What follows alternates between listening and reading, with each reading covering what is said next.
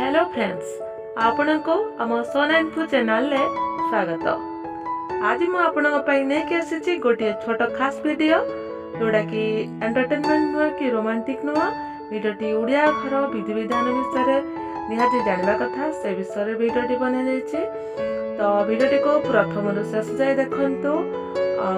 जदि हम चैनल को सब्सक्राइब करनाहांती ताहाले एबे ही नाली कलर सब्सक्राइब बटन टच करी घंटी बटन दबांतु एवं गोटे लाइक करंतु। पारिबे जदि अधिक रु अधिक आपनकर फैमिली और फ्रेंड्स को शेयर भी करंतु। आपनकर सपोर्ट पाइले आमे अधिक रु अधिक नुवा वीडियो बनेबा पई उत्साहित हेबो। फ्रेंड्स, आज हमें जानिबा शिव ध्यान करंते काहाको। फ्रेंड्स, ब्रह्मा विष्णु महेश्वर जड़े सृष्टिकर्ता हेले जड़े पालनकर्ता और जड़े संहारकर्ता। शिव सर्वदा जोग मुद्रा रे बसिछंती, विष्णु जोग निद्रा रे शयन करिछंती और ब्रह्मा योगासन रे उपवेशन करिछंती। शास्त्र मतरे एमाने समस्ते ओमकार को ध्यान करुछंती। एबे जानिबा उत्तर दिग को मुंडा करी सईबा मना काहेकि। पृथ्वी निरवच्छिन्न भावरे निज अक्ष चारिपटे भयंकर बेगरे गति करुअछि। फलरे पृथ्वीर उत्तर और दक्षिण मेरुरे प्रबल चुंबकीय शक्ति जात हेउअछि।